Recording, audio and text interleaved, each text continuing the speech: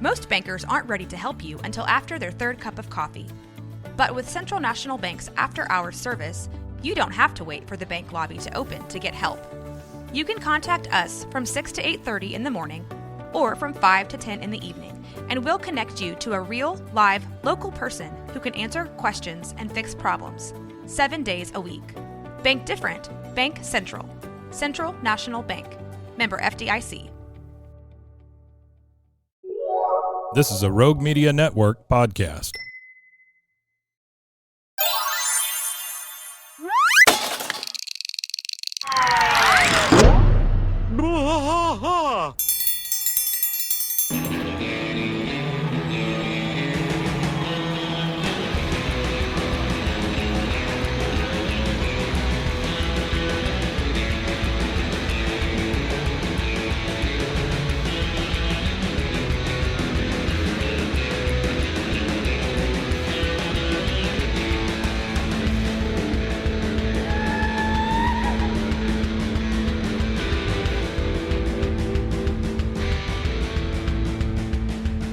One trash fight all through the night, deep in the heart of Texas.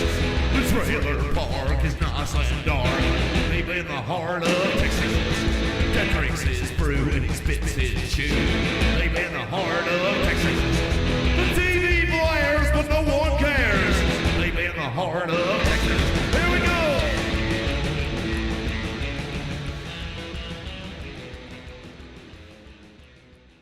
Hey there, everybody. Welcome to King of the Hill podcast. I'm Mike. And I'm Rusty. Rusty, Season 5, Episode 1. Yeah, Season 5, Episode 1. So if you had to add all this up, how many weeks out of our lives have we done this? 24, 23, and 12, right? 22, 23, 24, and 12 weeks, whatever that adds it to. 12, 23, 24, and 24, 70. I think. So it's upwards to 80. Close to 2 years worth of time. So wow. Eesh. Close to all 2 right. weeks.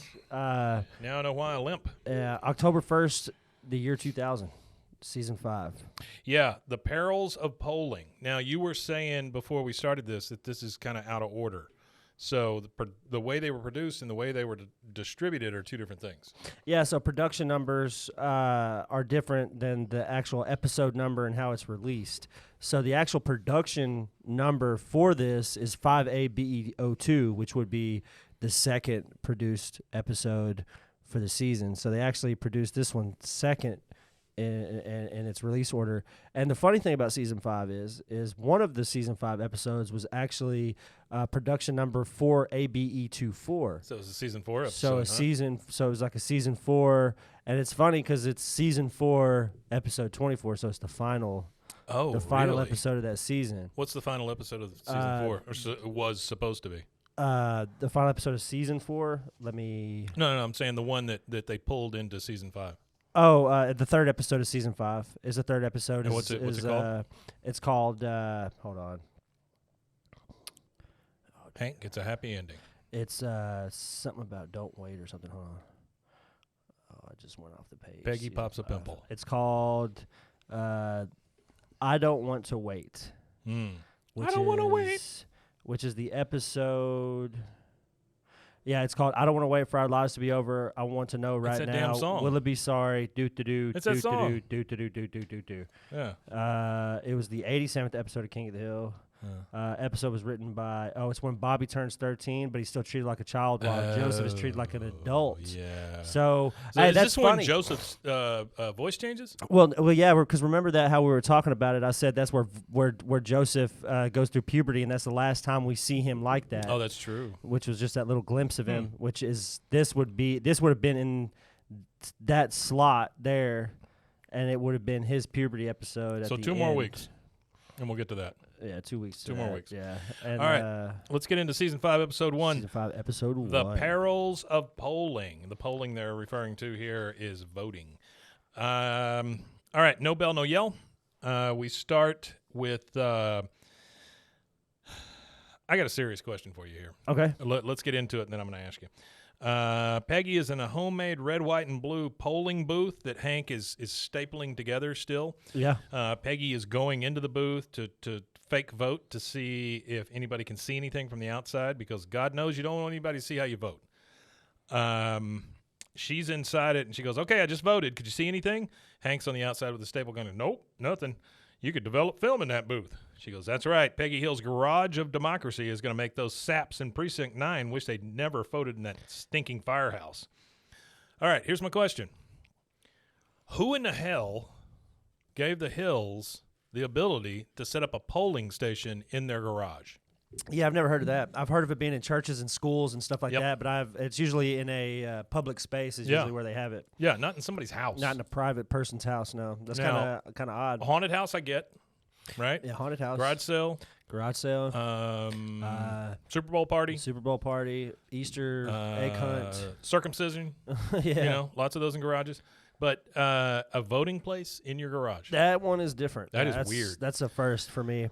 So I got a bit of trivia real fast. Yeah, I please. want to knock it out real quick. So the episode title, The Perils of Polling, is a play on a 1947 film called The Perils of Pauline, which was a film about a minor silent era performer who suddenly becomes an important star of her own action pictures, which took its title from a 1914 melodramatic silent film serial featuring the heroine ending each episode in a cliffhanger situation. is that Perils of what did you say? Perils of Pauline? Perils of Pauline, yeah. So the juxtaposition or whatever the relation to the show is Hank realizes the dangerous potential importance of Luanne's uninformed voting in the presidential election and of his not getting to vote at all. So his heading back to Arlen in time constitutes a cliffhanger at the climax of this episode, which is next level referential writing for sure. So the writers, it just, again, I feel like the title of it and the callback to some ancient shit that nobody knows anything about. I know just about because you know about it. I've never. I was just going to ask you something about Never it. heard of it. So you remember Wacky Racers? I remember Wacky Racers for sure. Wacky, The Perils Wacky of Racers? the Perils of Penelope So Pit Stop. where yes, that's exactly it, Yeah. right? That's the exact same thing you're talking Oh, about. so the it's just Perils- in animated form. I got you, because Yep. Penelope Pit Stop. You There's got it. always a cliffhanger You at the got end it. of every episode the with guy's Dick got the big Dastardly, mustache yeah, and the Dick whole thing. Dastardly and Yeah. Muttley. I Yeah. believe in the thing that you were referencing. That actress gets tied up to the railroad tracks at some point. Oh, that's the Like it's the the trope, infamous that you trope. always use. Yeah. Okay. So All I right. think that's where I'll it learn a came little from. something. And you wouldn't have Dick Dastardly in Wacky Racers had you not had Perils of Penelope Pit Stop. Yeah, which I think there's a few characters from Perils of Penelope Pit Stop that are actually in there. The Well, I mob think guys, Muttley's right? still in there, right? Muttley, That- Muttley, the Dick dog. Dastardly, and I think the mob guys are all in the actual Penelope Pit Stop Yeah. cartoon. So that's where they got all that from. And if we're wrong, then so what? Bobby comes running into the garage and goes, "Hey, Dad, can you give me and Luanne a ride to where Route 15 meets the 42?" That's a very That's super specific thing. address. Hank's like, "Oh, why? There's nothing there but a huge empty lot." Which that also is a little weird to me that Hank doesn't know everything that's going on in the town. You know, He knows He everything. seems like the kind of guy. Luanne is standing there. "Nuh-uh, Unky Hank. This week it's 20 acres of fun and 1 acre of craft at the Himely County Fair." And she just kind of does a little- dances yeah, around a her little little bit. Yeah, she excitement thing. loves the fair. Hank says, "Well, Luanne, I wish you get this excited about your voting in the first presidential election. Now, did you send in those registration forms I gave you for your 18th birthday?" She says, "No, but that's okay. I'll just vote for president next year." Oof. Woo. He just kind of sighs. Bobby's like, "Come on, Mom." I think it's funny that he gave somebody voting registration forms for an 18th birthday gift. Oh, it's ridiculous. That's hilarious. Yeah. He says, "Come on, Mom," and Peggy's still in the booth. She goes, "I am not leaving this booth until someone has proven to me that it is 100% confidential." Okay, how many fingers am I holding up? She holds up fingers. And I looked at your hand. I was, I was like, what? How many you holding up? She holds up her fingers inside the booth. You can't see it. Hank's on the outside. "Peggy, there's absolutely no way you can see through that." And then, of course, Luanne, 3. And then she opens the curtain. She's holding up 3. And Luanne's just like, "I was just guessing. I don't know." But Peggy is nice enough to just rip the curtain down because she's like, "Start over." Start over. Shitty Peggy. Shitty All right. Peggy. Next thing, we're at the Heimlich County Fair. We've got Speaking of county yeah. fairs, there's a movie I used to watch as a kid. Called the County Fair. No, So Dear to My Heart, which was I remember that. Yeah. about the little kid with the he lives with his grandma, and Burl Ives is like his Did uncle. you watch it in school? Nah, Oh. actually, first time I ever saw it, Brewster Street. Speaking of, familiar locations. Yeah. My grandma had a house on Brewster Street that she inherited from her sister when her sister passed away. We're out on Brewster. It's on the left side. Okay. Fourth house down from the very end of the street. Fourth or fifth house You're talking down. about from the old Robinson Road or new Robinson Road? If I'm standing on 77, This means nothing to yeah, anybody. it doesn't mean anything. If I'm standing on 77, I'm looking down Brewster Street. Oh, okay. It's the left-hand side, but Oh, it's okay. the far end of the road. It's like the fourth house Yeah. from the last part of the street. I Fourth or fifth bet house, I something was like her that. neighbor at one point. Probably. I wouldn't Yeah. doubt it. It was in 90 or 80, late 80s, early 90s she lived there. 88, 89, This would have been 90, about- 91, 92, This 93, would have been about 94. 90, 91, yeah. Yeah, because 94 is when she passed away. And when she passed away, they sold the house or whatever. So, but it was actually, that's one of the only memories I have with my dad's mom because we lived in England. She lived over here, so I didn't have very much time with her. But I remember sitting on her knee watching So Dear to My Heart. Oh, really? And that's like the only memory I have of her is that. And then she had a Chihuahua, and she had like this screened-in back porch kind of thing. And I was sitting there feeding the Chihuahua different pieces of Play-Doh. Oh, So when wonderful. it shit, it was like this. It was Technicolor. It had ate every color Ah. that I had because I just fed it little balls of each one, and it had like this multicolored turd. The one thing I remember about Brewster is there was one lady that lived on the street that was agoraphobic. So when I had a newspaper route, I would try to go over there and get paid, and she would like open the door like an inch and then just throw the money out. That's a very King of the Hill street. Yeah, it is very much so. That's a very It's King a of the terrible Hill street. It's By a, the way, it's a number horrible. one. Oh, Yeah. It would be a street that The road is just that awful. Hank would lobby the Oh. local government, and then he would hire a crew and do it himself. Well, I think Hank, Dale, and Bill and Boomhauer would be out there fixing the damn street, number one. Yeah, And then they would go to the government. it is. It has to be the worst street. In It is that a bad area. street. It It's has a to be bad, the bad worst, street. and it's still bad, like historically bad. Well, the next street over, again, means nothing to nobody. Yeah. But think of it as Mayberry, if that helps. The next street over is Meadowbrook, and that's where I grew up. Yeah, And so you half, grew up right there. yeah. half of that street is just dirt road, basically, gravel road. Is it still that way? Yeah. Oh wow, I'm surprised they have never paid. So you had Darden, Meadowbrook, and Brewster. Yep. I grew up on Meadowbrook. My grandparents lived on Darden, and my Okay. first house I ever owned was over on Brewster. Brewster. Yeah. Oh, okay. So there you go. So right there. Yeah, now you all know about me, and you can dox those houses. Second time since I said dox in this recording. Yeah, that is the second time. Like in the you've last said week or docs in the two, last yeah. week or two. It's a scary thought. Now we're at the Heimlich County Fair. Bobby, Luanne, Peggy, and Hank. Bobby says, "Mom, can I have 5 tickets for fair food? I don't want them guessing my weight on an empty stomach." That's a great Yeah. joke. He grabs tickets and runs off. Luanne goes, "I'm hungry too." Hank says, "Luanne, you should be hungry for democracy." She says, "No, I think I wanted corn on a stick." Now, Corn on a stick. I've never seen that one. I've seen corn on a cob. right, 3 booths that I was able to make out in the background. There, it starts with some kind of MLM booth. It looks Yeah. like Nutra, whatever. Then there's a safe, non-toxic makeup booth, and the next booth says "Go Digital," Key Tag Cellular. Key tag. Don't know what that means. But don't know anyway, either. she says that she's hungry for corn on a stick, and then I like this joke, and it's just in passing. Hank says, "Luanne, in a few years that corn will be gone." A few years it's going to take to get out of her. That's crazy. and that's pretty accurate. Corn stays in there That's for a crazy while. to say that. Yeah. In Luanne, in a few years, corn will be gone, but the thrill of voting lasts and lasts. I still get goose pimples thinking about pulling the lever for Councilman Fred Everett. Of course, then he betrayed me, and now go and register. She goes off. She's going to go register to vote. The next booth, we overhear this guy talking. This is Ted T. Ganaway. Ted T. Ganaway. He is an independent candidate for U.S. president. Now, do we know who does his voice? This sounded very familiar. While I'm saying what he says, look that up and let's see who I'll that look is. that up real fast. I'm pretty sure I have that right. He's here on over my there notes. talking to a slack-jawed local that doesn't seem interested at all. He goes, the polls and the media have been ignoring my campaign, but they're going to have a little surprise come Election Day when a long-shot candidate, Ted T. Ganaway, moves out of his parents' house and into the White House. It's another regular voice. Oh, is it? David Herman. Oh, it's David Herman. Yeah, and yeah, I'll go ahead and knock it out real fast. So you do get a cameo from the actual President George W. Bush. Right. That is actually him. By the way, David Herman. Yeah, David Herman. Have you ever seen Office Space? Yeah, I've seen Office Space. The guy that plays Michael. That's him? That's him. That's David Herman. The one that locks his doors at the beginning because he's playing rap real loud and the black guy comes by. I didn't know that. Yeah, that's David Herman. Okay. Yeah. And then Rooks Epperson is voiced by, just to get it out the way, Phil Hendry. Oh, yeah. Of the Phil Hendry Show. He also does Phil Hendry. Big Jim and Coach Sowers. Coach Sowers. Coach Sowers. Yeah, the screaming guy. All right, and Hank looks over. He sees this Ted T. Ganaway, and he goes, hey, look, a fringe candidate. Poor confused bastard. A fringe candidate? If there is anybody that believes in a two-party system, it's Hank.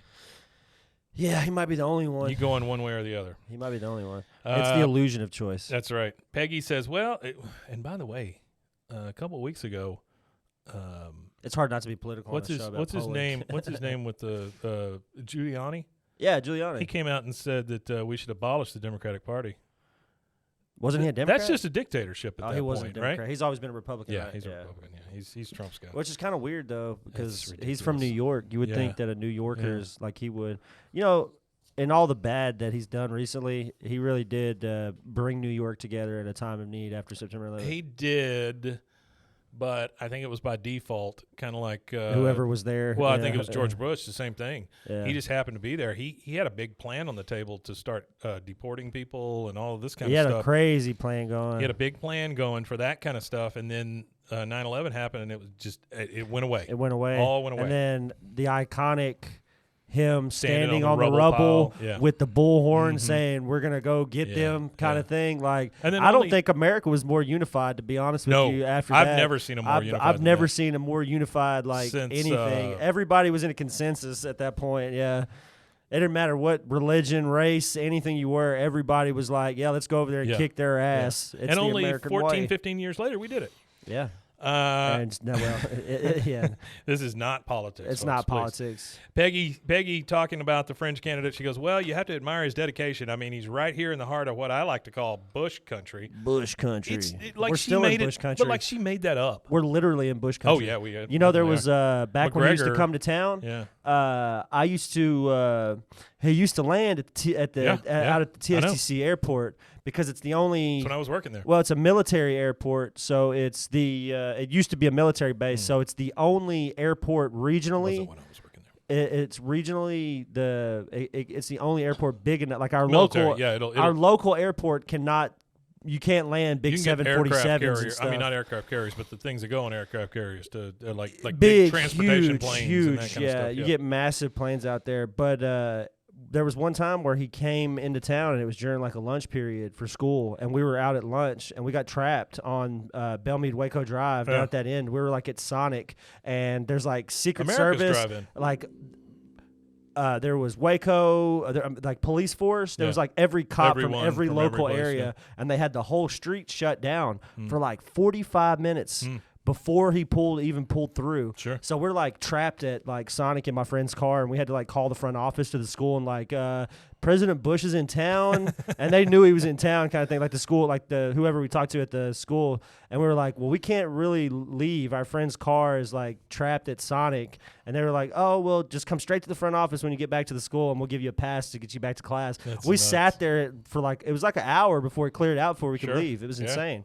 Even after he had passed, it was still like another 15 minutes before Not they died, but cleared. left. Yeah, well, left Yeah, the sure. building. It was like another 15 minutes before they cleared the street out. Bush has left the building. Left the building, which So- I think didn't he have like a nephew or something that's like trying to run up There's into a the political buttload gambit. of them. I know there's a bunch of those Bushes out Do you there. remember yeah. Jeb? I do remember Jeb. Do you remember It was the- brother, wasn't it? The Yeah, one in Florida. He's got a brother. He was in Florida, and he was doing his fundraising thing. And he got up in front of people, and he said whatever he said, some kind of thing to get them all riled up. And he goes, and now you can clap. And then they started clapping They started for him. clapping. He was yeah, I like, remember you that. can clap. Yeah, because That's the thing that killed him. yeah, he's That was not- the one that got him off the ballot. he's the stupider son. Oh, man. I think- I don't know if that's a comparison. But Well, yeah, sure. I think it's because he wasn't the oldest. Like that generation of man that raised them, like their dad, Yeah. George H.W. Yeah. It was always the oldest son was going to be the whoever transcends you or whatever you want to call it, Well, your predecessor. Senior Bush, what they don't talk about with him is the fact that he ran the freaking CIA for a long time. Yeah, he was a big He's- CIA boss. You talk about a skull and bones. There you go. Yeah, well, another thing they don't know too is that their dad, Prescott Bush, his Yeah. dad was a Nazi sympathizer back in World War II. All right. So with that uplifting news, Peggy says, well, Peggy says, well, you have to admire his dedication. I mean, he's right here in the heart of what I like to call Bush country. And then they're walking past this guy's booth, and the guy comes out and he says, hello, friends. And then Peggy's like, you made eye contact. Good job, Hank. You talk to him. And then she just leaves. She leaves freaking Hank to talk to this guy. It's so crappy. Yeah. The guy says, my name is Ted T. Ganaway, and I'm running for president. Hank says, yeah, well, Wait, real quick, Mike. yeah, In defense of Peggy, yeah. I would do the same thing. I don't blame you. I'm just saying, I guess after you're married that long, you do tend to do those kind of things.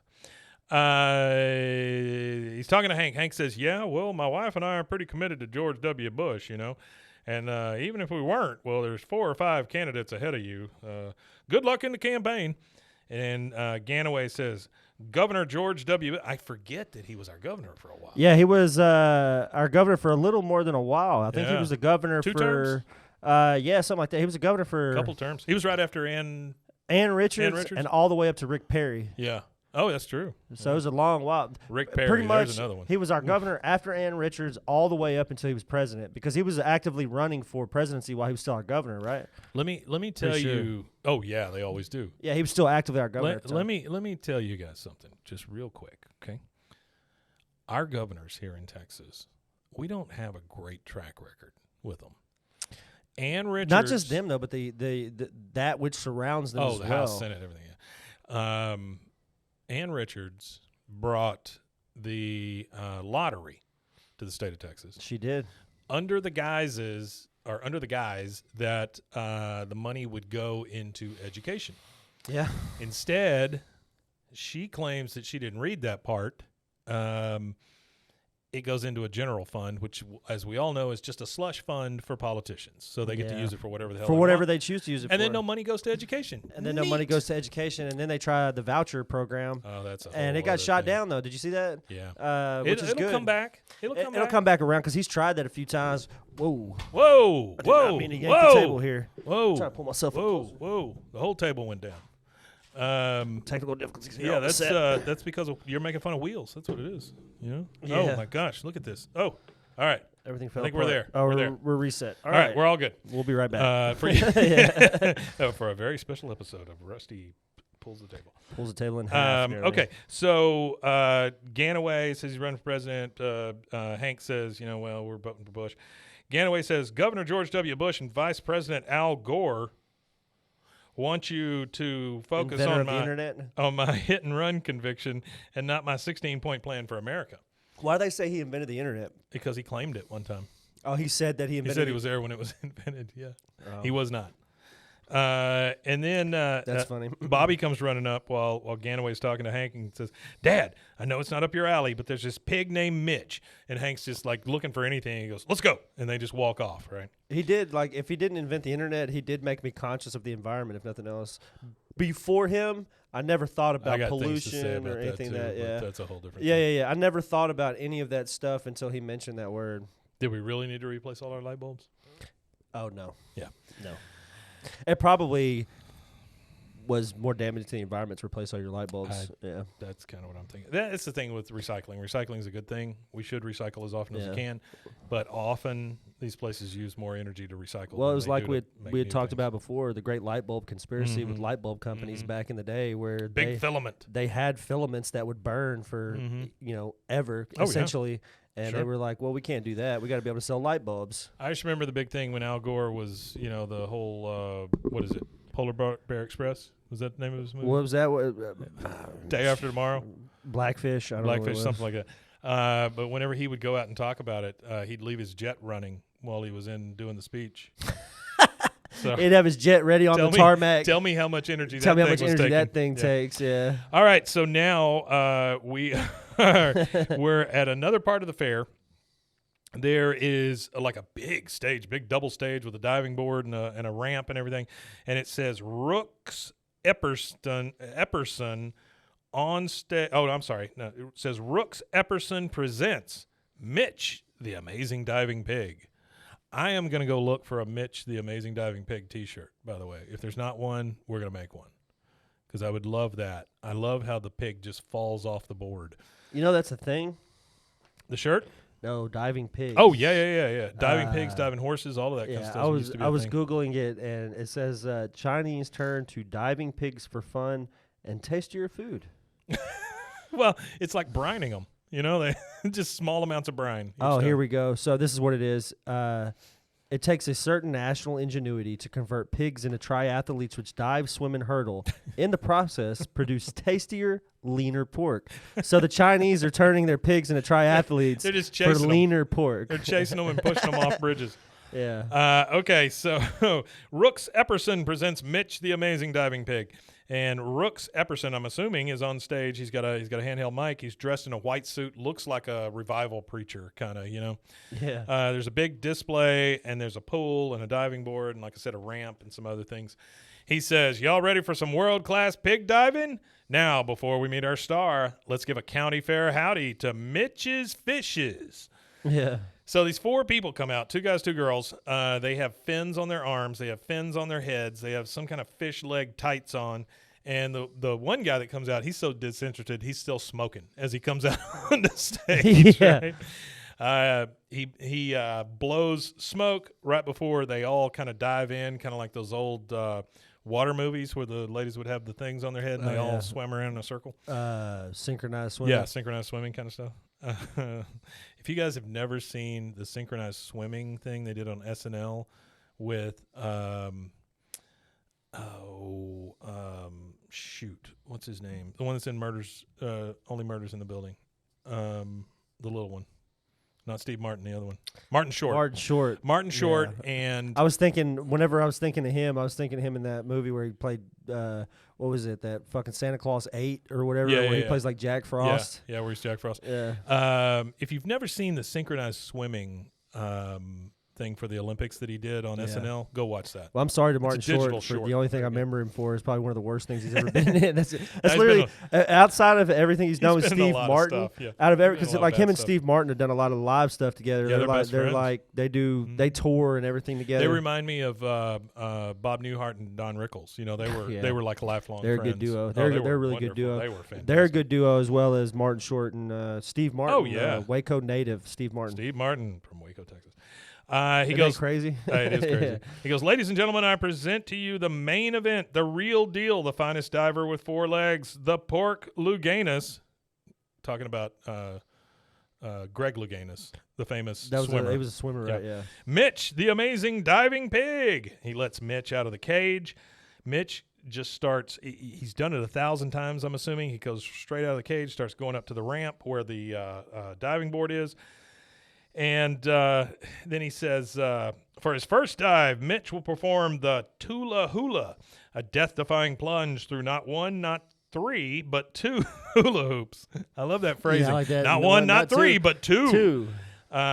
And so then you see Mitch's fishes. There's 3 of them are sitting on each other's shoulders, and they're holding these hoops. And then the one guy is standing over there with like a torch, and he lights the hula hoops so that they're rings of death. Rings that of kind fire. thing. Yeah, and then he calls it the Johnny Cash. That's right. He says, the funniest thing to me is that the pig goes to the diving board, and instead of jumping, he just falls off. Like he just plump, plump. Well, that's what when I just Googled it So or good. whatever, just for a laugh. It showed that pretty much that's what they do. So what it says is that at first the I think pigs they are would have to. terrified. Oh. So what Why wouldn't happens they is, be? well, it's the first pig that's scared. It's not the rest of them. So the first pig falls off, and the rest of them see, oh, okay, that's fine, and the rest of them kind of just fall off with him, not Well, thinking, It's like cattle going through a slaughterhouse. They trust the people that are putting them through it, and then they put a bolt in their head. Yeah. He A literal bolt. he dives off, and Bobby's in the audience. He goes, "Yes!" And Hank looks at him and goes, "Well, that was pretty good for a pig, you know." Yeah, for a pig. A little bit later, same stage, same pig.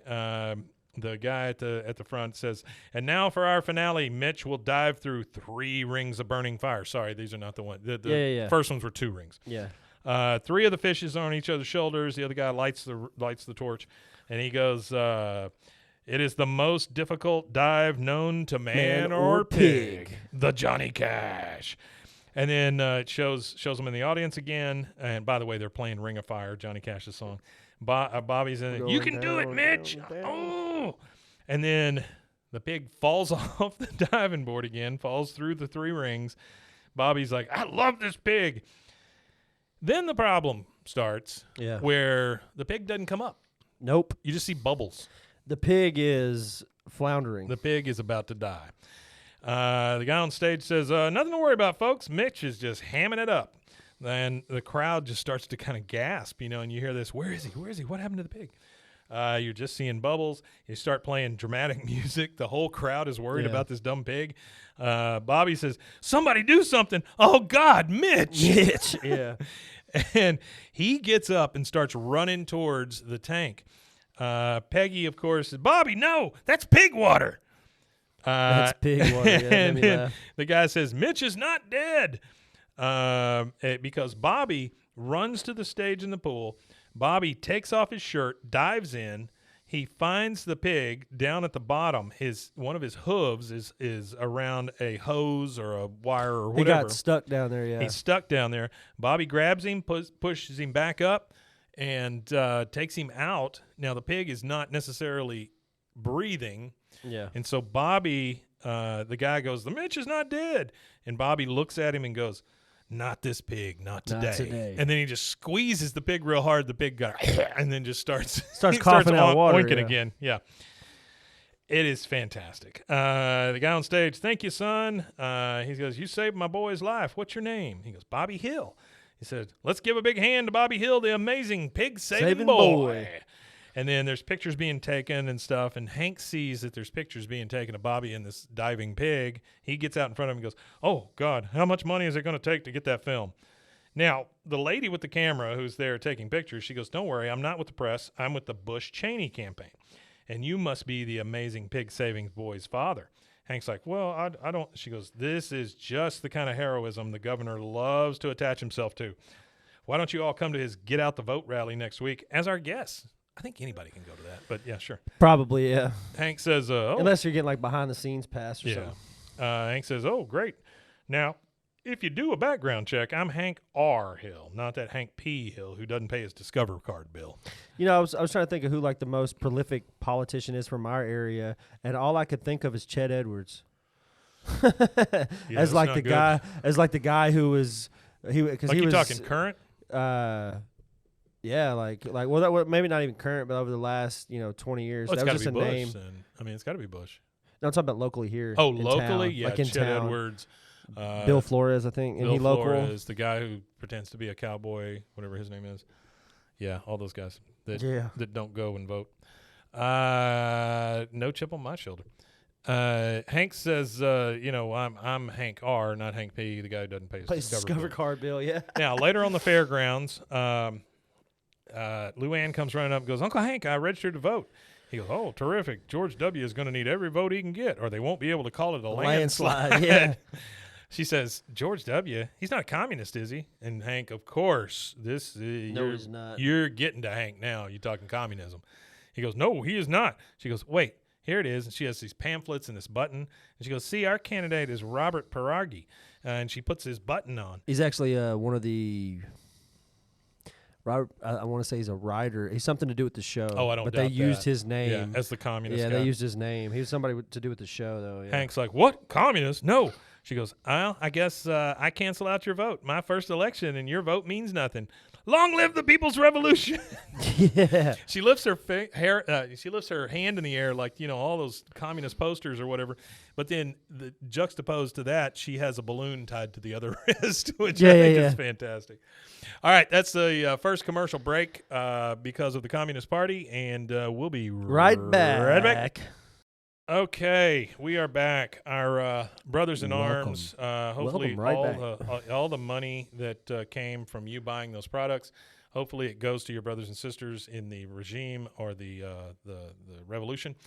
Okay, so now we are in the car. They're coming back from the fair, and Hank and Peggy are in the front. Luanne and Bobby's in the back. Bobby's back there playing a Game Boy, one of the original Game Boys. One of the original Game Boys. Hank says, "What were you thinking? The Russians don't even believe in communism anymore." And then Luanne pipes up and says, "You said you wanted me to vote." Peggy says, "You sure did, Hank. did. Maybe Luanne has good reason for throwing her vote away." Yeah. Which, again, every time Peggy says something, it's a slight dig at somebody. Always a slight dig. Luanne, I've got several. First, the line at his booth was the shortest. I like his tie. It's red, and his shirt is white, and his jacket is blue, and that stands for America. Communism! None of that makes any sense. Not a lick. So now we're in the alley. You can see that this is really bothering Hank. Luanne is over there pounding a sign into her yard that says vote communist, which, when you think about it, voting and communism, those don't really go together. No, not really. Yeah.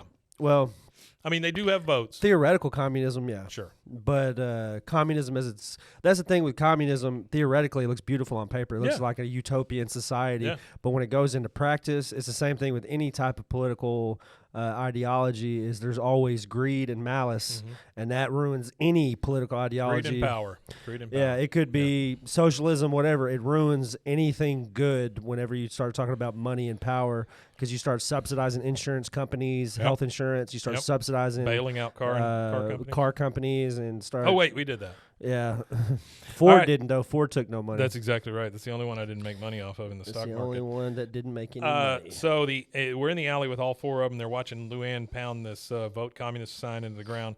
Dale says, "So I see you finally got Luanne involved in politics. That's good." And then Luanne goes, "The people united." And then all of them just start booing her. Like, boo, boo. Well, at one point in time, to be like in Hollywood and stuff, Yeah, they had like a Red whole. Yeah, the McCarthyism or whatever, they had that whole thing where they were taking like movie stars and they were grilling them in Congress. Oh, yeah. Like all they were was just movie stars having a good time, making movies, doing drugs, and just partying. Do you now, or have you ever known anyone affiliated with the Communist Yeah, Party? and that's the thing is people were like weaponizing that, and if you had any kind of like slight ideology that could be considered too far left, or they if were somebody throwing it just in their didn't face. like you, they could drop a dime on you as being a communist and just you'd say, have "Oh to yeah, go he's a do it. communist," and then you had to go through all that crap. Yeah. That had a lot to do with the J. Edgar Hoover at the time too. Yeah, well, he had to change his dress. Yeah. So Leonardo they're DiCaprio. they're booing him or booing Luanne, and Dale says, "Commie, go home." She looks at him and goes, "Okay," and just goes inside. Goes back inside the house. Yeah. Love that. Hank says, "I just think if you don't read the newspaper and the only TV you watch is the MTV, you shouldn't be allowed to vote." Bill somehow is flummoxed by this, and he goes, "Stop fighting the last war, Hank. Women got the right to vote, and there's nothing we can do about it." Nothing. Yeah. And then Dale's like, "Unless," and then Hank says, "Unless what?" He goes, "I don't know. You're a smart guy. You'll figure something out." Unless. All right, later in the Hill House, the doorbell rings. Hank comes to the door. "I'll get it." He opens the door, and there's the penguin puppet. Yeah. Sir Featherbottom. Sir Featherbottom. Yeah, Sir He is royalty. He's just sticking through the door, and he goes, "Good evening, mate. May I trouble you for a word?" Hank's like, "Oh, Lord." And then from the back of the house, you hear Peggy go, "Who is it, Hank?"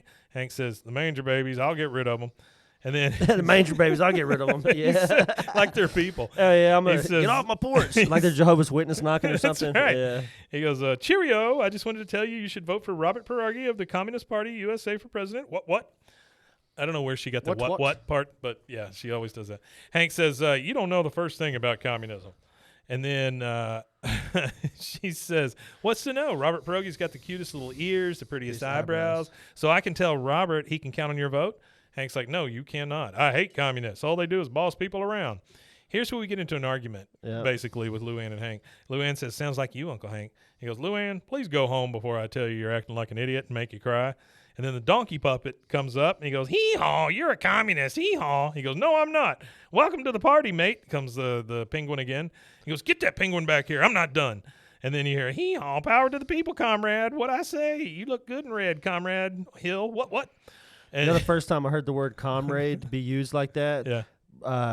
Red Alert, Command and Conquer Red Alert, the video The game. video game. Yeah. And whenever you pick the communist faction or whatever, that's what they would call you. Hello, comrade. Hello, comrade. Yeah. So Hank has had enough. He's like, all right, I gave you fair warning.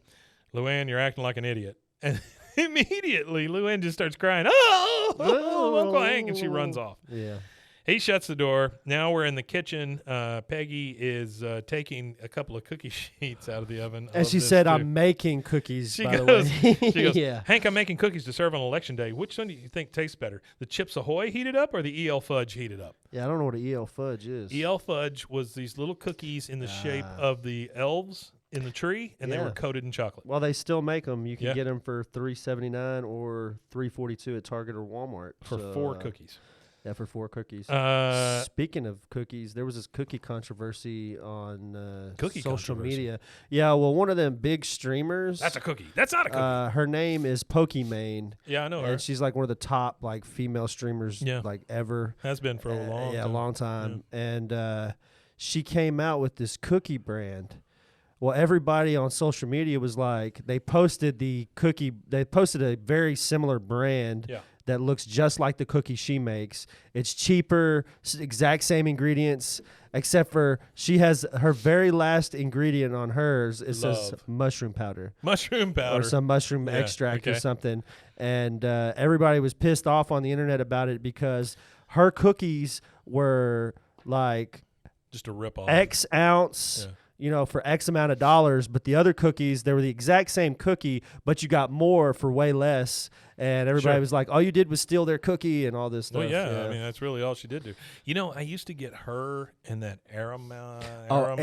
Amaranth. You know what Amaranth mixed is doing? Amaranth is a porn star now. Pretty much. Well, she's been one for a while. Yeah. Well, not a porn star, but a sex worker. Yeah, for sure. She doesn't do like what. No, like, she has a. Yeah, I she's- saw the other day she has like a huge campaign with like Pornhub or something. Yeah, something this like point. that. Yeah. That's nuts. I don't think she does any content with people. I think everything she does is solo, from what I understand. I don't know. But she also just started. Okay, so I don't know. I don't look at those things. this is Rusty. disgusting, but so women Disgusting alert. Women naturally have yeast that occurs Sure. in their vagina. Oh, we're talking about cookies. So they have extracted the yeast Nope. out of Amaranth's vagina Nope. to Nope. make beer No, thank you. called Yoni. So Nope. there's Nope. I'm a good. Thanks. Nope. vaginal Nope. yeast beer nope. called Yoni Nope. by Nope. Amaranth. Nope. Nope. No, thank you. Isn't that No, thank you. crazy, though? No, thank They're you. like extracting yeast out of a woman to make a beer. That's Well, nuts. I think that all changed when we started selling bath water, right? I mean, that's about the time. Or that jarred kinda- farts. People were paying like $200 for a jar with nothing in it. I am happy to sell you a jarred fart for. I mean, I'll go $5. You I'll want do a jarred $5 fart? plus shipping $5. and handling. Yeah, it's true. You got to cover that. Hank says, I don't know. He doesn't care about the Chips Ahoy versus EL Fudge. Peggy says, well, where's Luanne? Because she's going to ask her the same damn thing. Yeah. Hank says, well, I told her she was being an idiot, and she ran off crying. Oh, Hank, again? He's kind of a prick. Yeah, he's kind of being a prick Well, right there a little bit. He's trying real hard not to get to that point, But he's getting there. but she's He's like, borderline.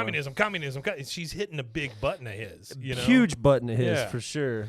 And so, But she isn't everybody like that when they're teenagers? Like, oh, the world's great. It I want the can world to be. be a beautiful place. Can be. My grandmother actually, after World War II, she was 12 when the war started. So she was like 16, 17, 18 Sure. when it ended kind of Sure. thing. She was actually sliding scale. She had started as a nurse at like 13 or 14, and she was like pulling bodies out of craters, all that crap Yeah, during sure. during the bombing runs Mhm. in England, and she actually was a part of the Young Communists Party in England, and I was talking to her about it, and she said, yeah, because we were tired of war. Like Yeah. everybody Yeah. had just dealt with all this war, and the Communist Party at that time, where she said they were, in England especially, they were. Yeah, they it were was anti-war. It was an anti-war Mhm. pacifist thing, Yeah. and she said I spent like all of my formative teenage years during like pulling dead bodies out of craters and stuff. Yeah, sure. And She was tired she's of it. still alive too. Actually, she's in her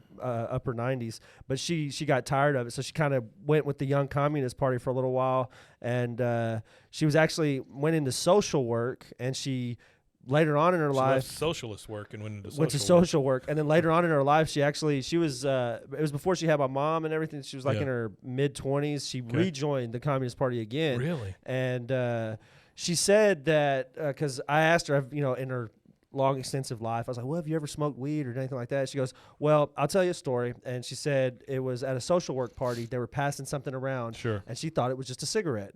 All right, Hank. So she had hit it thinking it was, and I was like, "Man, I don't believe you." I told her that. I was like, "I don't believe you. You was getting high with your social work buddies and this communist thing, and y'all were all getting stoned, politicizing, talking about political theory and stuff. Don't lie." And that's pretty much what it was. So. That is the one thing I will say about this generation. They have destigmatified weed.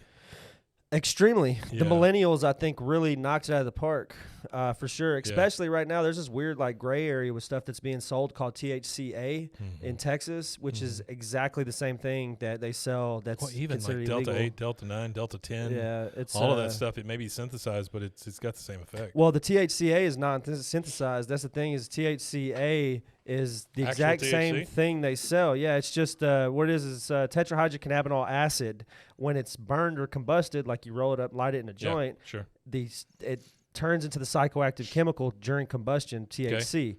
So it's a real gray area in Texas. So Texas, when they analyze for criminal purposes, they analyze it. Yeah. They use a spectrometer. There's two types of spectrometer, spectromy that you could use. One of them is gas, and one of them is using light. If you use gas, like they do here in the States, if they take this legal, by the U.S. Farm Bill legal stuff, if they take it and they put it through the gas spectrometer, it ignites it kind of. So it becomes illegal at that moment that they do the testing. It's not illegal up until they test it, and it'll test over 0.3% THC at that point, because that's the Farm Bill law. That's the one good thing that I think you could get from Donald Trump's entire career is the U.S. hemp law that was passed, allowing for all this research and stuff to be done. I'm not sure that's enough to make it up for it. No, it's not enough to make up for it, but there's actually a company that markets THCA weed, and it's got Trump's face on it. 5% of their proceeds go to Donald Trump. As a trial fun thing, they give away free samples on their website. So I went and got a free sample of this Trump stuff, and I mainly just wanted it for the packaging and everything because it was a really funny package. But it's got Donald Trump on it. On the reverse side of it, it's got the written law of the the Farm Bill? Shortened version of it, but it's shortened down, and then it's like a warning for police saying, "Hey, this is legal," kind of thing. So if because it's being transported through the mail, so as it's being if it ever got opened up or anything like that, it would have all of. They even have a sheet printout with their package when they send it. It's like a folded piece of paper that when you open it up, it explains the legality of what it is, kind of thing. So it's kind of fighting fire with fire, right? I mean, you get behind a law, and there's a lot of things you can do. Yeah, that's the gray areas. That's where businesses and corporations and companies thrive, is in these gray areas. Oh, yeah. Why shouldn't we? Yeah. Hank says he told her she's an idiot. She ran off crying. She's like, "Oh, Hank, again? Well, she called me a communist in my own home. She doesn't know what the heck she's talking about." So Peggy launches into her spiel once more. All right, Hank, Luanne is Cinderella, and she fell for the wrong prince.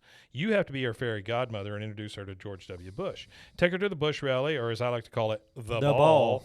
And let George W. Bush put his issues, or as I like to call them, the glass slippers, on her feet. Hank says, I can't bring a communist to see the next president of the United States. Peggy says, Hank, if Luanne is still a communist after hearing the greatest orator of our day, really? The greatest orator of our day. That's funny they say that, because he is actually known for being a garbage orator. Oh, he stumbles all over himself. What did he say? Fool me once, shame on you. Fool me twice, can't be fooled again. Right. I love that. That's my favorite quote of his. Yeah. Fool me once, shame on you. Fool me twice, can't be shamed again. She says, if Luanne is still a communist after hearing the greatest orator of our day, then she really is a communist, and then we really have a problem. Mm-hmm. Next thing, we transition to the Bush 2000 rally. He comes out from the side, and he's got a bunch of Secret Service around him. You hear, "Hey, y'all, how you doing? How you doing?" And Luanne's in the crowd with Hank, who is in a suit, by the way, because this is a formal event. She goes, "He's even more handsome than his dad." Yeah. Hank says, well, Barbara's a handsome woman, but, it's his ideas you'll find most attractive. She goes, I don't know. He's really handsome. And then Peggy just kind of puts her hand up like, shh, that's enough. Don't do it anymore. Then you hear George Bush say, now, I don't want any of y'all to think Dick Cheney and I have this thing in the bag, so don't forget to vote on November 7th. Luanne says, I really like his smile and his tie, which is red. I like red ties. Yeah. Hank says, Luanne, stop looking at him. Close your eyes and listen to the issues. Wait till you hear him call for lower taxes and a stronger national defense.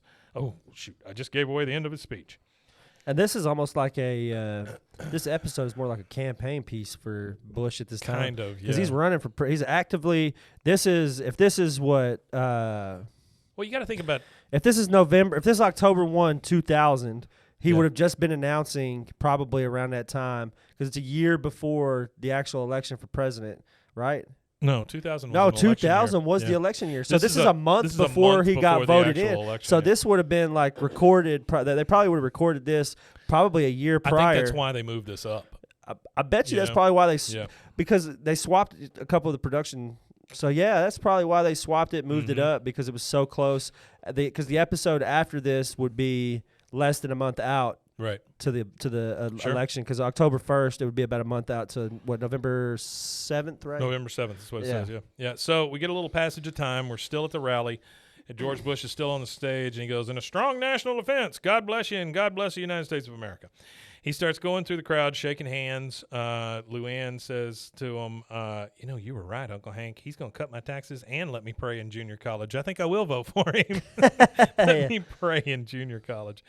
You see George W. picking up babies and squeezing them and kissing them and posing for photos and stuff. And then Hank says, oh, there you go. And then the lady that was there taking the pictures, she kind of whispers in George's ear and says, pig boy. He goes, pig heart transplant boy or pig saving boy? And the lady goes, I can't remember. He goes, I'll wing it. He goes over to Bobby, and he says, hey, there's Heimlich County's newest hero. He's talking right to Bobby. Bobby says, I was just in the right place at the right time, like any hero. And Hank says, yeah, I'm the boy's dad. And then George W. Bush looks at him and goes, and I need your vote, partner. He goes, well, you got it, Governor Bush. And then This is my favorite line of the whole show right he here. puts his hand out to shake hands with Hank. The note, the quizzical. You hear the quizzical instrumental music. You see it all kind of in slow motion. He shakes his hand, and you can kind of tell there's something weird going on There's with something his handshake. funky going on, right? yeah. And then he moves on, and then Peggy looks at Hank, who just seems dumbfounded, kind of staring at his hand. She goes, what's wrong, Hank? He goes, oh, my God. His handshake. And then you hear, dun, dun, dun. It's limp. And that's it. He goes, yeah. Yeah, so that's one of the thing I hate the most about shaking hands with, that's why I don't really shake hands anymore. I'll do like the fist bump. Yeah. You can't be disappointed by a fist bump like you can a handshake. A handshake, I don't know, it was taught like being a male in Texas, a handshake is like your word kind of make thing. a deal. Yeah. If you shake hands with somebody and you mention you're making a deal or promising something to somebody, the handshake is just super foundational in like interpersonal communication in Texas. How many people you think got taken advantage of because they believed in a handshake? Probably a lot. Think of about all people. those guys who stole houses and railroad guys and stuff like that. Probably a ton of people. But your word meant more back then than it does nowadays, I feel like. But a limp handshake to me, it's like holding your own penis while you're taking a piss. You know what I mean? It's like holding something limp. And like I just don't. It's just a really. It's like holding another man's penis almost. It's just so limp and it's just in your hand. I don't know that it is. I don't know that it is either, but I've never held another man's penis in my hand. But it still just time. Still plenty of time. But it just feels, I don't know, off. I don't really like shaking weird. hands anymore because of that. I don't like being disappointed. You don't know what you're going to get. Well, it changes your perspective of somebody when you go to shake their hand and you realize, oh, they don't have a good handshake. Then you have the guys on the other side that squeeze far too hard, like they're trying to prove something. Oh, the power guys, like the guys that are trying to, or they'll do that where they shake your hand like this and their hand's above yours, kind of thing, instead of just meeting you here, like some kind of domination. What about the shake and the hold at the same time? Oh, like just kinda, that's like nice to meet you, partner. Yeah, that's like the politician's handshake. Oh, it's a politician handshake all day long. Handshake. Just like the point with the thumb not quite out. The thumb, yeah. All right, Dang, and now that I think about that, every president ever Yeah. has some type of. Bob That must Dole. be. I'm Bob Dole. I'm Bob Dole. That must be, or I'm Ralph Nader. Or that must be some type of Nader. or Ross Perot. That must be some type of Can I finish? like communication cue Yeah. or something. Some type Well, of you're thing not that works, pointing, but you're making a point. but you're making a point. Yeah. Well, It's you're pointing, ridiculous. but you're trying to hide it with your thumb. So that is the second commercial break, and Dun, dun, now dun. a word from 2000's favorite candidate son, George W. Bush. George W. All right, and we are back. Hope you enjoyed that political message from George W. Bush. We do not approve of that message, but our corporate overlords ask I us don't know. to place it there. I think he was one of the greatest presidents of our time, or my time. Really? I only had like four. What I don't think we've had good ones. I had George Period. H.W. I was too young to even know anything about him, but so it was Clinton, Bush, Obama, Trump, Biden. That's Yeah. my Yeah. group of presidents that I've been cognizant of. Wow. Not a very, As an older American, I'm sorry. yeah, not a very not a very good bucket to pull from there. All I right. don't know. Obama went too bad. So we are still in the alley, or we're back in the alley. We're with all four guys We there. just lost 10 fans. Obama was a good president. Obama was a Boom! good Everybody's president, logging out. Yeah. He's too woke for our crowd. Okay. So yeah, politics is not our thing. Not at all. Four guys, Not at the all. four guys in the alley. I watch and cartoons all day, guys. Literally, all I watch is animated programs. I know nothing. Dale says, "Did Bush's hands feel like a flounder or something softer, like a jellyfish?" Ew. Hank says, "I don't want to talk about it." And then Bill says, "Was it mushy and wet like a handful of egg salad?" It was soft Hank, and damp. Yeah. Hank is just so confounded by this. He goes, You don't like it. It was soft and damp. Imagine that though, shaking somebody's hand and it's damp. He goes, "Let's just leave it at that." And then Dale puts his hand out and shakes his hand and goes, "Was it a wriggler, Wriggler. where you And shake your yeah, hand and then you move tickle- the finger tickle the inside?" palm of the hand, yeah. I don't like that either. Yeah, I don't either. Hank says, "Stop it. Stop, all of you, stop it. Stop it right now. This is dead serious. I don't know what to do. I thought I knew the man, but now I knew he that was the man I knew had a strong, firm grip." Bill says, "I thought you only cared about the issues, Hank." He goes, "Well, yeah, but a man's handshake is an issue. It's the character issue." Bill again, "No, character is about having principles and not sleeping with the help and such." What's he talking about? And he goes, Oh, I know what he's talking about. He's talking about Bill Clinton. "Oh." That was a Bill Clinton reference, yeah. And then he says, Because he slept with the help. But a wimpy handshake, Allegedly. now that's just trivial, Hank. He goes, "It's not trivial. This man could be the next leader of the free world. We're going to have a nut job third world dictators walking all over us when they find out our president doesn't have a strong enough finger to push the button." All of the guys just kind of stare off into space. And then For the sake of the bit, Dale says, "That makes a lot of sense." yeah, a lot of nonsense. Yeah. For the sake of the bit, do you think Donald Trump has a strong handshake? How do you think his handshake would go about? Do you think it would be cold and damp and wet, or you think he's got a firm handshake? I think he's got a firm handshake because he's practiced it so much. He's been wheeling and dealing for a long Yeah. time. Yeah. I think he's one of those that'll give you that pump handshake, where he just pumps where he it real pulls hard. you. Yeah. Well, that's what Yeah. I read that Yeah. book by. Oh man, Come on what's in, his boy. Let name? me sell you a car. Michael something or another. One of the people that was in his that wrote one of the tell-all books that came out after he left Yeah. the office, and that's what he said. He said like a lot of the handshakes The he would office give, wasn't the same after he Michael would left. after Michael left he would shake their hand, but he would like pull them in towards him. Yeah, it's and a power like- move. and like pull their hand to where it's like adjacent with his chest, and he's like shaking the It's a crap power out move. of them. Well, like in Japan, you do this. You like present your hand. Yeah. You put one hand under your not arm. Yeah. He was America's president. I watched The Apprentice, actually. I pulled up The Apprentice Season 1 on Internet Archive. Shout out to Internet Archive. That's If you've one of the ever best done a places show ever. and Rodman has been Dennis Rodman has been one of your contestants, you probably don't. Oh, it was shouldn't hilarious. qualify. It for was president. hilarious. The first season was so much gold in that. It was a really, really funny experience. So Dale says that makes a lot of sense. Then there's a huge pregnant pause, and he goes, "A lot of nonsense," and then all of them just start laughing. Yeah. All of them except for Hank. He goes, "Why don't we choose the president by lottery like they choose the Pope?" I'm not sure that's how they do that, Dale. Nah, but sure. that's not how they do it. Hank says, "Don't be ridiculous. That's how Luanne would pick a president." Bill, I don't know what it is about Bill, but he's like no dumber than a handshake. Like Yeah. he's just like, ugh. And then Dale says, "Yep, You and Luanne, 2 peas in a pod. All voters are the same. Simple-minded fools who think their votes make a difference. System's broke, Hank. The election baby has peed in the bathwater. You got to throw them both out. Hank says, it was horrible. Horrible, horrible, horrible handshake. But I don't know. Come on, Hank. Spend tomorrow not voting with me. Every election day I go Christmas shopping. All the suckers are at the polls. Outlet malls are empty. The parking lots are full, which I never understood. Well, I got a theory, but it involves the largest mirror in Texas. Hank says, no, I got to vote. Bill says, so, you voting for the other fellow? He goes, I don't know. All I know is if I don't vote. And I love how they say the other fellow. That's what makes me think that maybe this was done last year or the year before this. Yeah. Because they probably didn't know who was running. Probably didn't, yeah. Because think about it. You've got an outgoing Democratic president. They didn't know who was going to run for Democratic president at that time. I bet that's what. Yeah, because there was because he did his full 8, right? Uh-huh. Who was it? It was Al Gore, yeah. Yeah, it's Al Gore running next. Yeah. He goes, I don't know, and if I don't vote, I won't get called for jury duty anymore. Which Hank loves jury duty. Yeah, he does. He loves civic duty. So later, we're in the Hill House. Hank is in. I just put a bunch of question marks after that. The den. I think this is Luann's old room. Yeah. That he now has a TV and a couch and stuff in. Yeah, his dinner area. And he's just like sitting there staring at the. I mean, he's like 6 inches away from the TV screen. He's got the remote with him.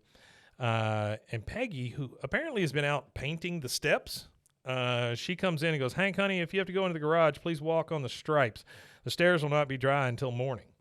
Which I don't. Whatever.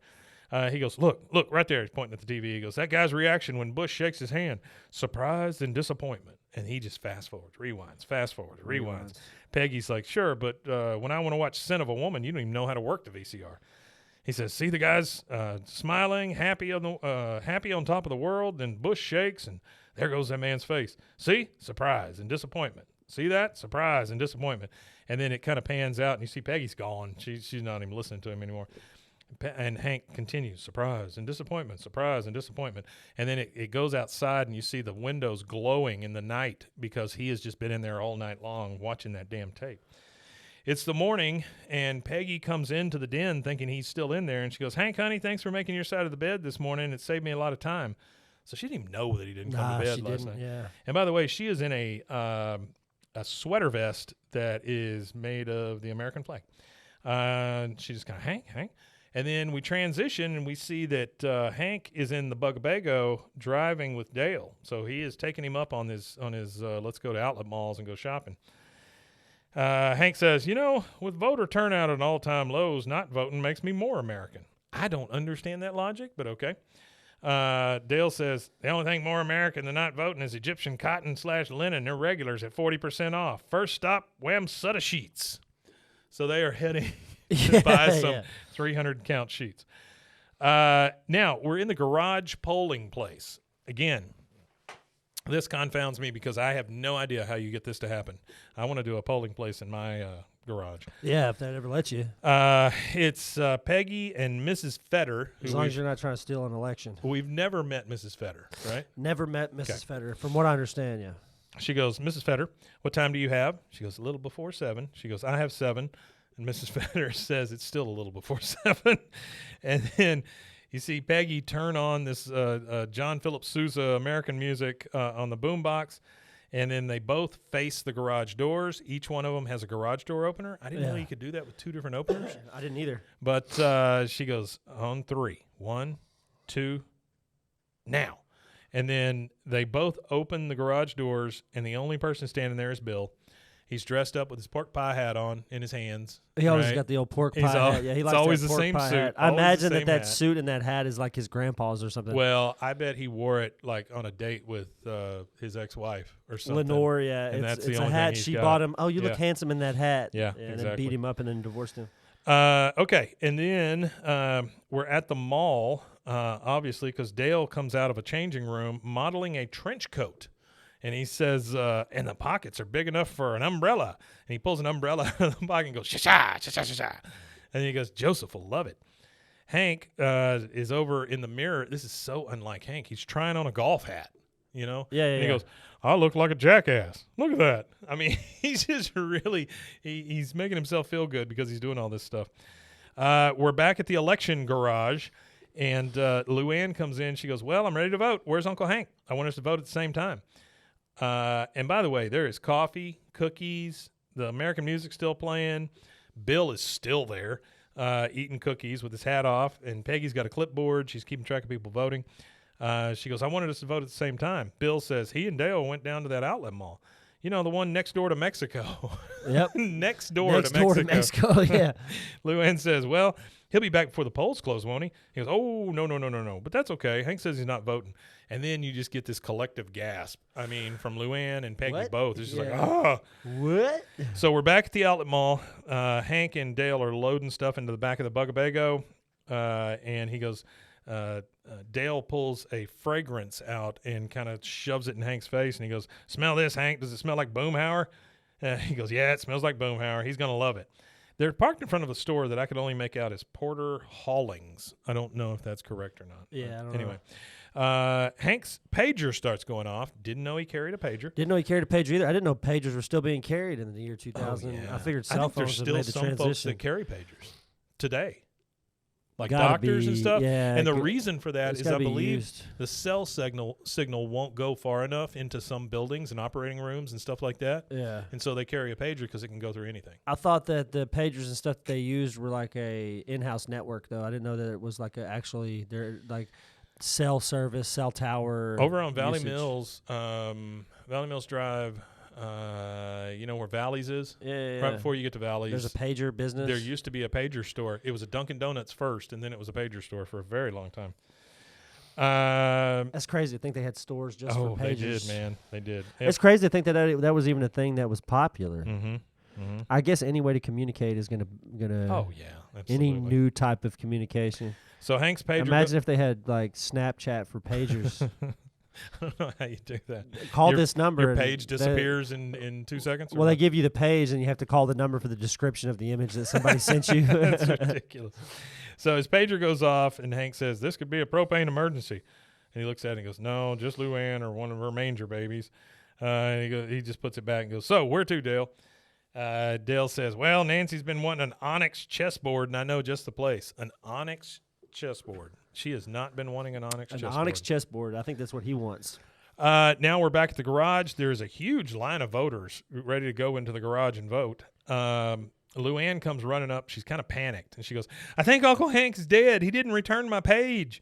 Peggy's like, well, I'm sure he's not dead, Luanne. That number is for propane emergencies only. And then you see Luanne, and she has a bright idea.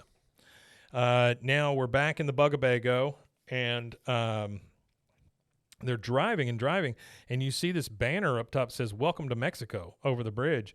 And Hank sees it and goes, Dale, this bridge goes into Mexico. He goes, oh, did I make a wrong turn? All right, let me try to spin around. And he looks in the mirror and goes, nope, not yet.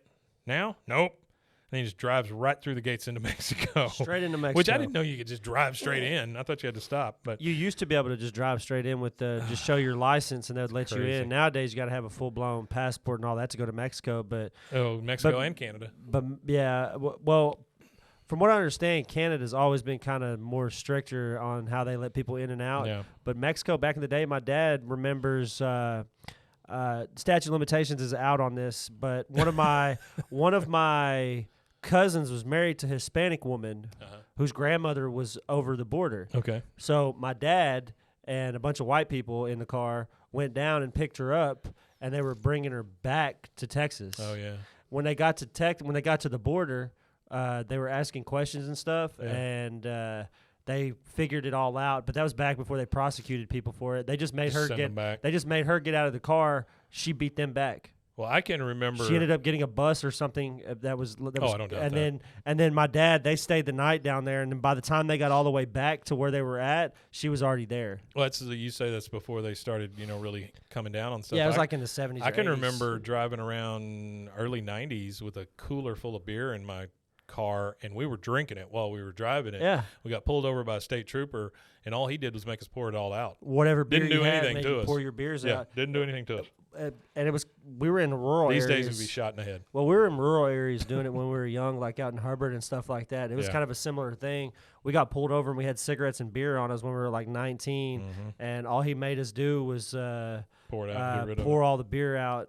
No, we were 17, sorry, because we had cigarettes, and my buddy got a ticket for the cigarettes. Isn't But he that made us funny? pour You all get the a beer ticket for out. the cigarettes, but you don't get anything for the beer. Gave him You a just have to ticket, pour it minor out. in possession of cigarettes, but made him pour all the beer out. Didn't write him a ticket for the beer. Didn't give him minor in possession of alcohol or DWI or anything like that, because we weren't drunk. Probably but there's more paperwork in that. That was the whole thing. I'd imagine that's what it was. He just gave us a ticket, made us pour out all the beer, and told us to drive. It's similar with weed. There was one time when it was in high school and we got pulled over. We were in a Suburban with like 8 people in it, and we got pulled over by a Belmead cop named JW. Not that that means anything to anybody. Not W. W. JW. JW. So he pulled us over, and I think it was Just as just because God there made was me. too many people for him to want to do the paperwork for 8 kids. So Sure. he just made us pretty much just pour out all the weed on the ground and stomp it into the dirt, and that was it, and then let us all go. Y'all were drinking liquid weed. Liquid weed. So he just drives right into Mexico and goes, "Oh, well, we're in Mexico. What you going to do?" Hank says, "Dang it, Dale, turn around up here." He goes, "No, there's no deviation from the plan." He's like, "What plan?" "Oh, I'm sorry. We're going to spend the rest of the day in Mexico, see how the election turns out. If there's any problem, civil unrest, military coup, we will remain in Mexico under assumed identities." He hands Hank a manila envelope, and he goes, "You are Fritz Krueger, wealthy Ecuadorian rancher, and I am Central American singing sensation La Motil." Hank says, "You know I'm not Ecuadorian. Why would I need Ecuadorian papers?" Dale says, "You're already not voting. You might as well give up your citizenship. Believe me, Hank, if things go sour up north, you'll be happy you're a non-naturalized resident alien in Mexico." That makes no sense. That's funny. Hank's pager goes off again. He goes, "Oh, it's Ruby at Goober Smooches. Now, believe me, this is serious. He doesn't just call to chat. We have nothing in common."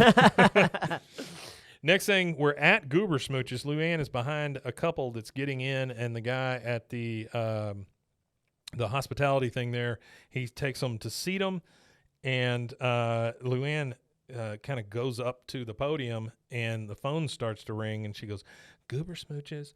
He goes, "Rudy?" She goes, "No, it's Luanne Platter, and it's not a propane emergency. It's a why aren't you voting emergency. Why aren't you voting?" And Hank says, "Because my candidate's handshake had no character." You see Dale in the background. He is playing a soccer-themed pinball machine. Yeah. And the payphone that Hank is on says Telefono Publico. And she goes, but he says, the handshake had no character. Luanne says, "But Hank's character is a vote anyways, even if it's rainy or on your face or your face is splotchy or your uncle made you cry or your candidate's a dud. Doesn't take any character to give up." She is kind of feeding Hank back to him. All his crap. Yeah. Yeah. He goes, "What do you know? You never even voted." And she goes, "Well, maybe I won't vote after all, since apparently it's not that important. I think I'll go shopping just like you did, Uncle Hank, because I don't need to vote, but I can always use a good pair of pants."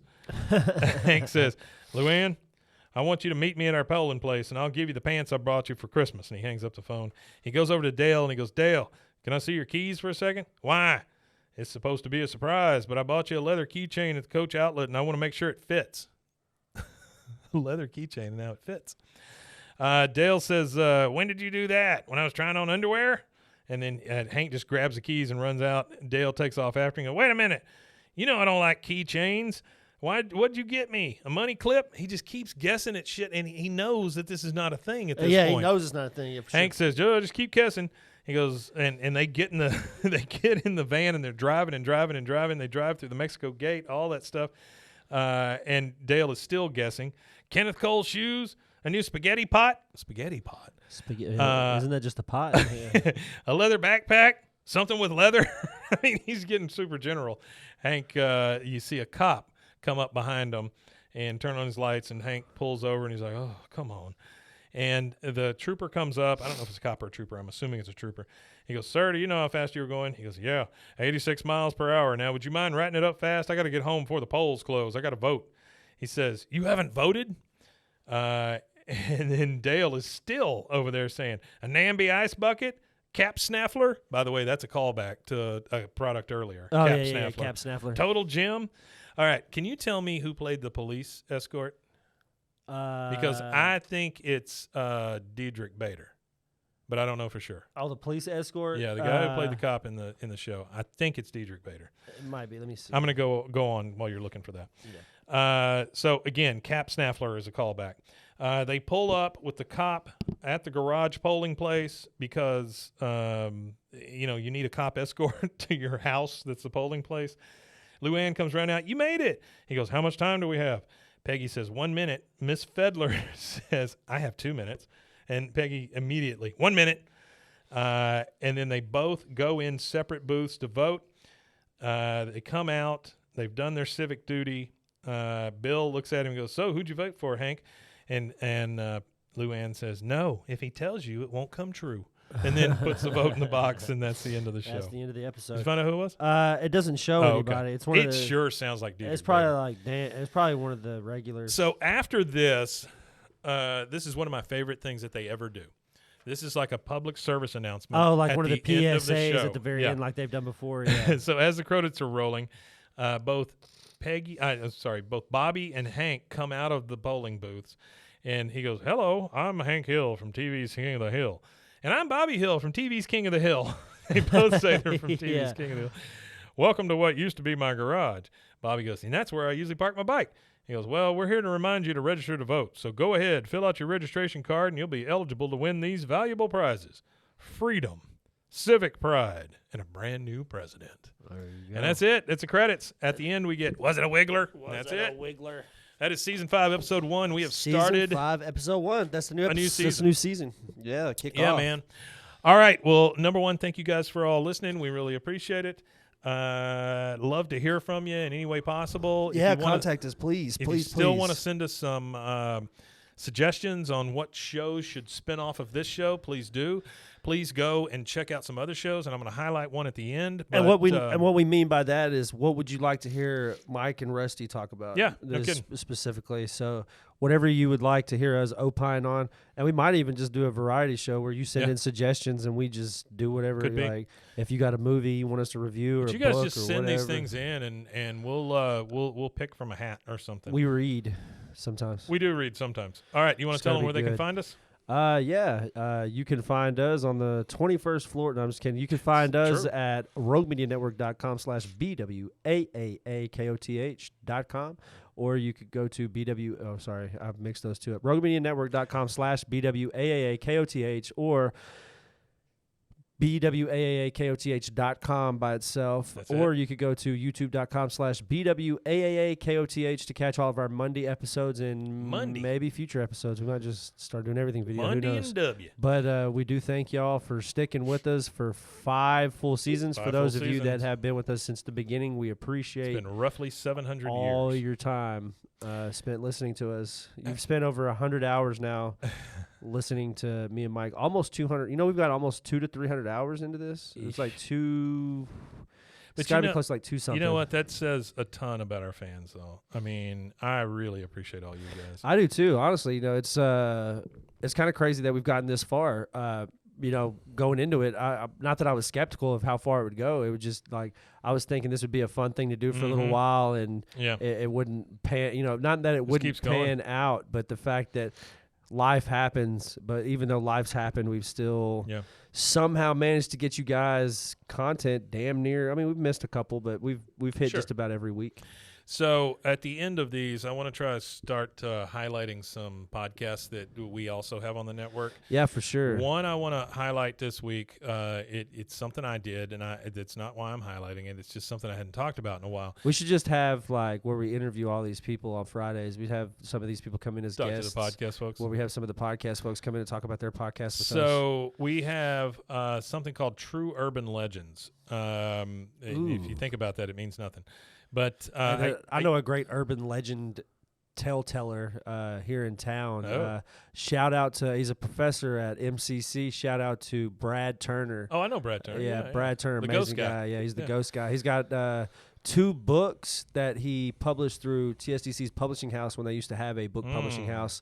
And they're great ghost stories for Waco area. Okay, so let me tell you one quick little thing here.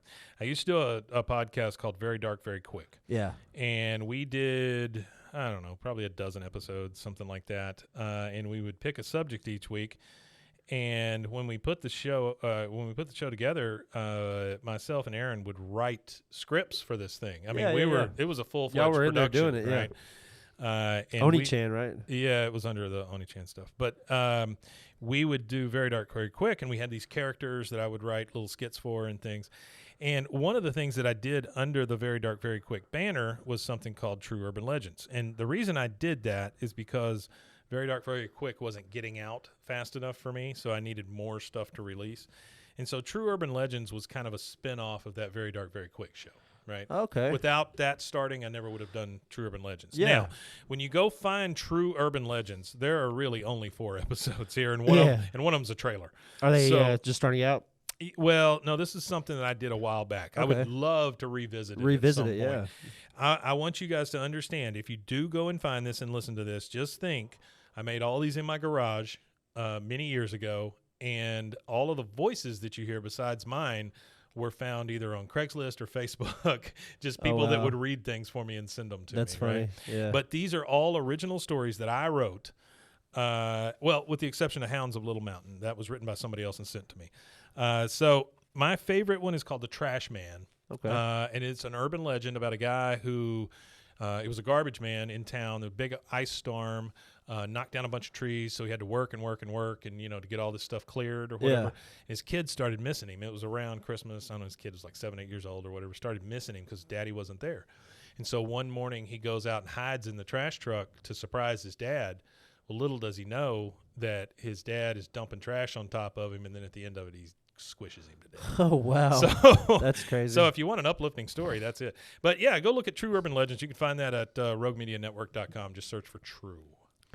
There you go. But guys, thank you so much for listening. We really appreciate it. We want to thank our fans. We want to thank anybody who's watching, listening. And if you know anybody who loves King of the Hill, please point them our way. Yeah. If you know anybody affiliated with the show, please send them our way. That's true. Yeah. In the new year, I'm going to be scheduling a bunch of stuff after the holiday season with it's the some people who were affiliated with the show. I don't say teamed up, but I chatted with a guy that does review stuff on YouTube. And he's kind of already done a couple of interviews with some King of the Hill, people, and he's sent me emails with their. He sent me messages with their emails and their explicit permission for me to contact them to have them on the show. So get him and ask him if we. Yeah, can he does. rerun. He wants to be on the show. What a something is, podcast. Why can't we release his interviews as bonuses? Maybe that'll be a way for these people to kind of be introduced to him. Yeah, for sure. That would be cool. He has a YouTube channel right now, I believe. I was sitting there typing in Twitter, but it's not Twitter, it's X. He messaged me on X, matter of fact. That's where we've corresponded. I want to shout him out real fast. I just got to find Boy his Lover name. 69, right? What's in My Head podcast. Shout out to him. He just had a shout out What's? He just had a recent death in his family.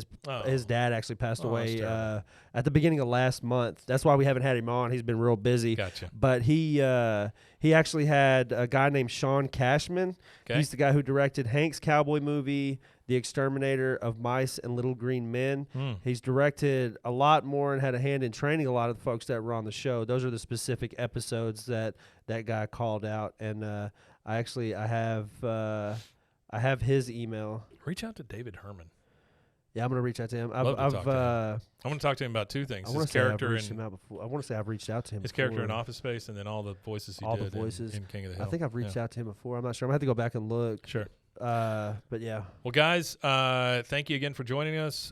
We are on a dead sprint towards Christmas now, and we wish all of you guys safe travels and a great month of December.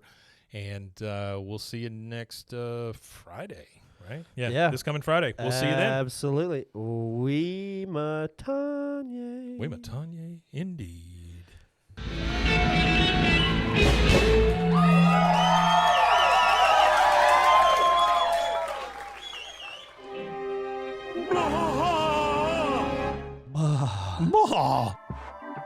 This has been a Rogue Media Network production.